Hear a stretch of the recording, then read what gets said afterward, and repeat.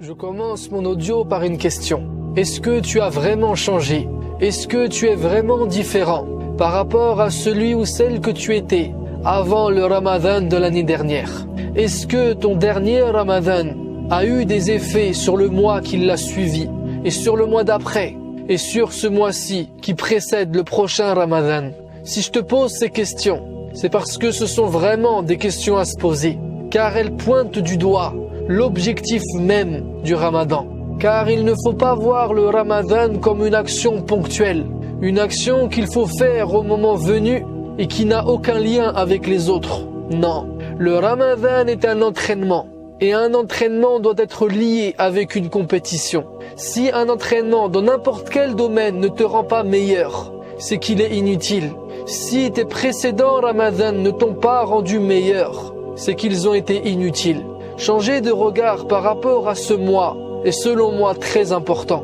Avant de commencer, il ne faut pas être en mode compétition en pensant recevoir une coupe ou une médaille au bout d'un mois. Beaucoup de musulmans partent avec cet état d'esprit, mais selon moi, il est mauvais. Lorsqu'un sportif va pour s'entraîner, il ne met pas une tenue officielle. Il s'habille rapidement. Il cherche pas forcément à accorder son short avec son t-shirt. Il va pas se coiffer avec sa coupe de beau gosse parce qu'il sait qu'il sera pas sous les feux du projecteur. Parce qu'il sait qu'à part de la sueur, qu'à part travailler, charbonner, il n'y aura rien à gagner à la fin. Il est là pour fournir des efforts, pour se muscler, pour se renforcer. C'est ça Ramadan. Enfin, on peut faire un constat dans notre communauté. C'est que beaucoup de gens, notamment beaucoup de jeunes, ne pratiquent que pendant Ramadan, ne pratiquent la prière que pendant Ramadan, ne lisent le Coran que pendant Ramadan, ressentent des prises de conscience que pendant Ramadan. Maintenant, il y a deux solutions. Soit on est d'accord sur ce constat et on ne change rien, et dans ce cas, je l'annonce directement. J'ai pas envie de tourner autour du pot. Si on répète une chose qui ne fonctionne pas, ça ne marchera jamais. Et insister sur une chose qui ne fonctionne pas ne donnera jamais plus de résultats. Ou alors, deuxième solution, on se remet en question et on repense notre manière d'opérer durant ce mois, de pratiquer le Ramadan. Si tu optes toi pour la première solution, tu peux d'ores et déjà quitter cet audio. Sahtek, sahaftorek, va vite préparer les bourreks et la shorba parce que c'est bientôt l'heure du ftor. Mais si tu as opté pour la deuxième solution, alors reste avec moi et écoute-moi jusqu'au bout. Le Ramadan est le mois de la prise de conscience. C'est son objectif. Et c'est uniquement en l'utilisant pour cet objectif qu'il va nous servir et nous être utile pour les mois et les années qui viennent. Et j'aimerais profiter de cet audio pour faire une petite liste des choses essentielles au sujet desquelles nous devons avoir une prise de conscience. Ces choses, elles sont toutes répertoriées dans un seul verset. Tu sais lequel? Le numéro 185 de Surat Al-Baqarah, la numéro 2. Le seul verset qui parle du mois de Ramadan. Lisons-le et redécouvrons-le ensemble. Allah dit: Shahru Ramadan, alladhi unzila fihi al-Qur'an. Le mois du Ramadan est celui au cours duquel le Coran a été descendu. Hudan linnas wa bayyinatin min al-huda wal-furqan. Ce Coran est une guidée pour les gens, un guide pour les gens et une manifestation claire de la bonne direction et du discernement. Ça, c'est le premier point, la première prise de conscience que l'on doit avoir pendant ce mois. Et d'ailleurs, si je n'ai compris que ça, Wallahi, c'est amplement suffisant et j'ai réussi mon mois. Que ce Coran est mon guide. Tu vas me dire, je le sais déjà. Et moi, je vais te répondre, il y a une différence entre le savoir et en être convaincu. Là, je ne te parle pas d'une croyance, je te parle d'une prise de conscience, c'est différent. Si le Coran a le pouvoir de guider l'humanité entière, alors bien sûr qu'il peut métamorphoser ta petite personne, chambouler toute ta vie, te reconstruire, te refaçonner, te réorganiser de fond en comble. Tout ce dont tu as besoin de savoir est là. Toutes les solutions à tes problèmes sont là. Toutes les réponses à tes questions sont là. Toutes les délivrances à tes blocages sont là. Tout y est. Agrippe cette corde et tu vas être propulsé. Et l'année prochaine, tu pourras apprécier le contraste avant-après. Le toi d'aujourd'hui et l'ancien toi de l'année dernière. Celui qui lit ce livre réellement ne peut pas être semblable à celui qui ne le lit pas. La mauvaise version de nous-mêmes ne peut pas rester indemne après l'avoir étudié en profondeur. Ce qui est retranscrit dans ce livre est le discernement divin. Ce que Allah sait et ce que nous ne savions pas. Ce qui nous permet maintenant de savoir des choses que seul Allah savait. Grâce à ce livre, tu vas sortir des ténèbres de l'ignorance, des ténèbres de l'insouciance, vers la lumière du savoir et de la lucidité. Il va te permettre de discerner dans ta vie ce qui est bien et ce qui est mal, ce qui est bon et ce qui est mauvais. Tes défauts que tu penses être des qualités et tes qualités que tu penses être des défauts. Ce livre va te donner le courage de changer de cap, de changer de direction. Il va te prendre par la main pour te faire sortir des chemins de l'égarement vers celui de la droiture. Il va t'enseigner les secrets de la vérité, les réalités qui sont cachées et remettre en question tes certitudes, te montrer et te démontrer que tu étais convaincu de choses qui étaient fausses, que tu étais leurré par l'illusion, que tu t'es fait duper, que tu t'es fait tromper alors que tu étais en train de rigoler. C'est le livre qui va te remettre les pendules à l'heure. Le livre qui va te permettre de retraiter les priorités, qui va redéplacer le curseur des choses secondaires, des détails insignifiants que tu as jugés trop importants vers l'essentiel. Wallahi, c'est le livre qui chamboule notre état de conscience, qui nous fait voir ce que personne ne voit, qui nous fait comprendre ce que personne ne peut comprendre, qui nous fait ressentir ce que personne ne peut ressentir, mais tout ça pour notre bien, tout ça pour notre élévation, tout ça pour nous faire grandir intellectuellement, spirituellement, humainement, psychologiquement et mentalement. Ce livre ne va pas faire et ne doit pas faire de toi un mec bizarre. Au contraire, il est là pour faire de toi un modèle, un guide, une inspiration pour les gens. Alors bien sûr que tu ne pourras pas tout saisir, que tu ne vas pas le comprendre dans toutes ses profondeurs, surtout pas en un mois. C'est une étude et une analyse de toute une vie. Et même une vie ne suffit pas pour atteindre toutes ces profondeurs et saisir toutes ces subtilités. Mais par contre, en un mois, il peut déjà chambouler ton état de conscience. Mais ça, si tu t'y investis sérieusement. Donc voilà mon premier conseil. Profite de ce mois pour ressaisir ce livre et le lire comme tu ne l'as jamais lu. Parce que sache que s'il ne t'a pas réellement changé avant, c'est parce que tu ne le lisais pas vraiment. Déjà, arrête de te fixer une quantité, un nombre de versets ou un nombre de pages à lire quotidiennement. Mieux vaut se fixer un nombre de minutes qu'un nombre de pages. Car le but n'est pas la lecture, le but c'est l'immersion. Et lorsque tu vas te fixer un nombre de temps de lecture, n'en fais pas trop, mais fais-en plus. Il faut que ça reste un plaisir. Attention à l'indigestion. Et je pense que pour commencer, pour ceux qui ne le lisaient pas du tout, entre une demi-heure et 1 heure le matin et le soir est un minimum qui peut être suffisant. Et après, celui qui en a besoin ou qui en réclame plus, alors la porte est ouverte. Fais-en plus pour le Coran et fais-en moins pour le reste. Et si tu peux éliminer la télé, la radio, les séries sur Netflix, les réseaux sociaux durant tout un mois, s'il te plaît, fais-le. Ne tue pas ton temps de jeûne dans ces bêtises. Tu vaux mieux que ça. Tu mérites plus que ça. Et en vrai, c'est même pas un choix radical. Tu fais déjà plus radical que ça. Tu manges pas et tu bois pas toute la journée. À côté de se priver d'alimentation, c'est facile de laisser ces choses. Alors est-ce que t'es prêt? Pas de télé, pas de réseaux sociaux pendant 1 mois. Et dès que t'auras envie de les consulter, alors tu prends le Coran à la place. Faut être exigeant avec soi-même. On peut rien imposer aux autres. Mais parfois il faut être dur avec soi-même. Surtout si tu veux vraiment évoluer, vraiment changer.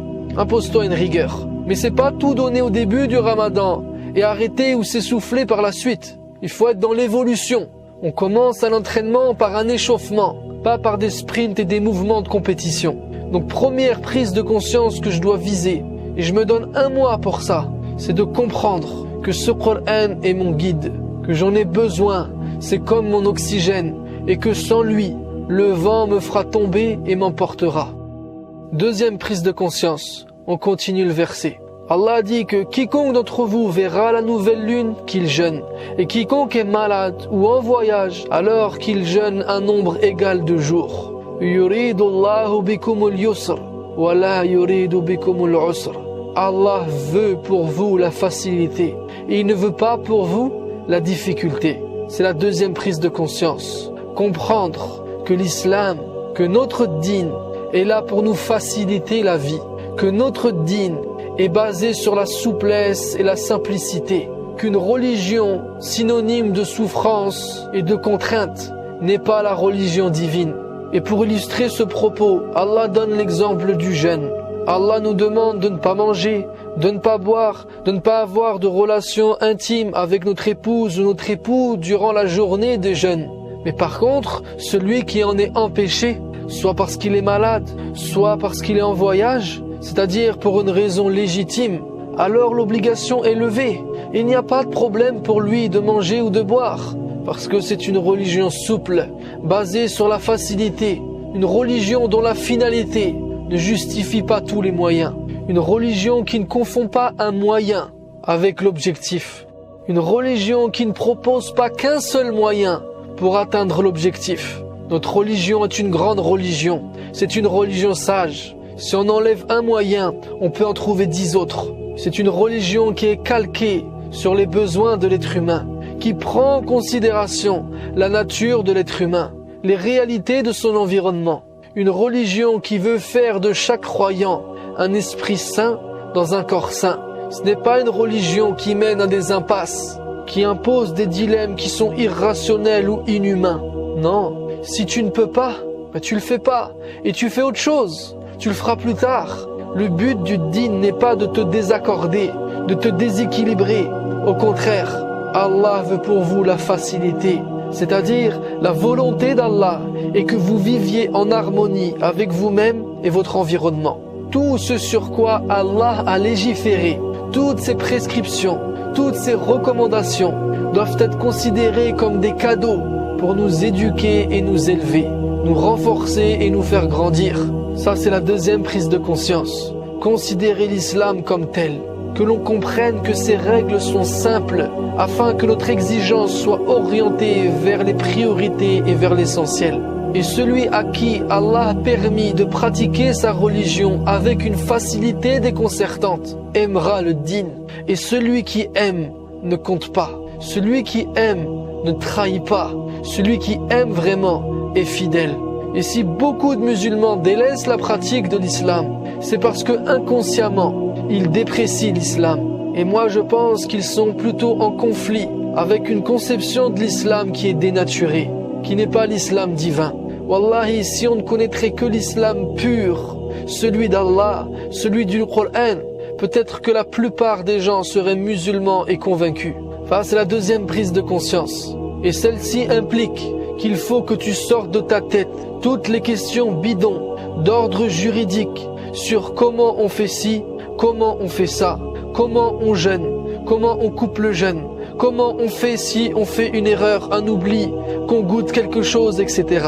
Et si tu le souhaites après cet audio, va en écouter un que j'avais publié précédemment, qui est la troisième prise de conscience. On est toujours sur le même verset, et Allah dit: afin que vous acheviez cette période de jeûne, et que vous proclamiez la grandeur d'Allah pour vous avoir guidé, et afin que vous soyez reconnaissants, de grandir Allah au-dessus de chaque chose, au-dessus de tout et de tout le monde. Faire d'Allah le but de ma vie, faire de cette quête mon but ultime, et rien ni personne ne passera avant ça. Donc durant tout ce mois, il faut que je renoue ou que je renforce mon lien avec lui. Et c'est pour ça que le verset qui vient juste après dit: وَإِذَا سَأَلَكَ عِبَادِ عَنِّي فَإِنِّي قَرِيبٌ أُجِيبُ الدَّعْوَةَ الدَّاعِ إِذَا دَعَانِ.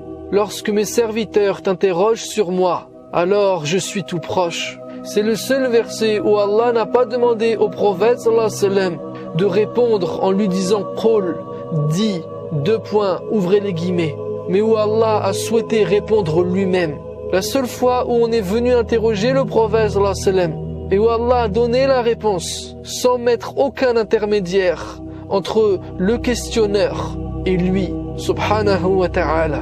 C'est un verset vraiment particulier pour celui qui est en train de cheminer vers son Seigneur, pour celui qui est dans cette quête. Allah veut, Allah souhaite qu'il sache et qu'il ressente de tout son cœur qu'il est proche de lui. Fa inni qarib. Sache, mon serviteur, que je suis là. Je suis juste là.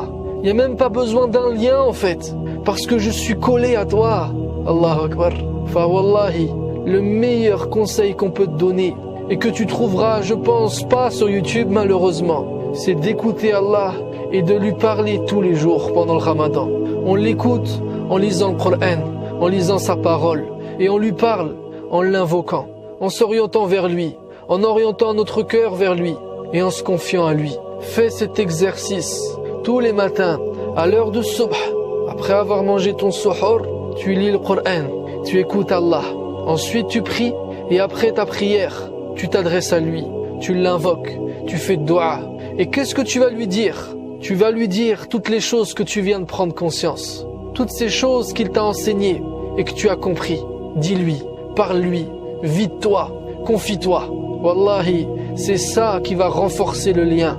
C'est ça qui va grandir Allah dans ton cœur au-dessus de toute créature. C'est ça qui va accomplir l'objectif walitukabbirullah, afin que vous proclamiez la grandeur d'Allah.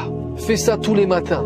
Et le soir, avant la rupture du jeûne, 1 heure, 3/4 d'heure, une demi-heure avant, tu fais la même chose. Tu lis un peu le Coran et ensuite tu fais dua. Et là, tu lui demandes tout ce dont tu as besoin, dans ce monde et dans l'au-delà.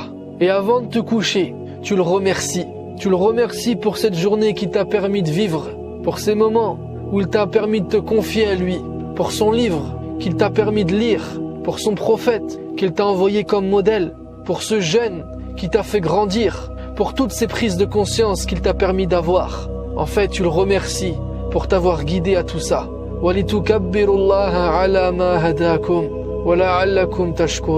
Tu le remercies pour t'avoir guidé à toutes ces prises de conscience. Toutes ces prises de conscience du Ramadan sont une guidée d'Allah. Relativiser dans la vie est une guidée d'Allah. Considérer celui qui est dans le besoin est une guidée d'Allah. Compatir avec celui qui souffre est une guidée d'Allah.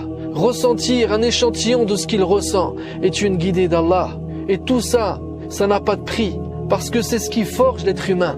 Toutes ces prises de conscience feront de nous ce que nous deviendrons demain.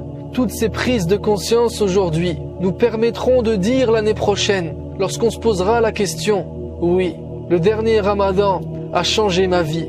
Et cette fois, je vais faire encore plus pour que je m'améliore et que je grandisse davantage. Et que je sois peut-être la cause d'un changement dans le monde entier. Qu'Allah nous fasse comprendre sa religion, ses ordres, les finalités et les priorités. Et qu'il nous permette d'être à la hauteur de ce mois de jeûne et des défis qui se présenteront après.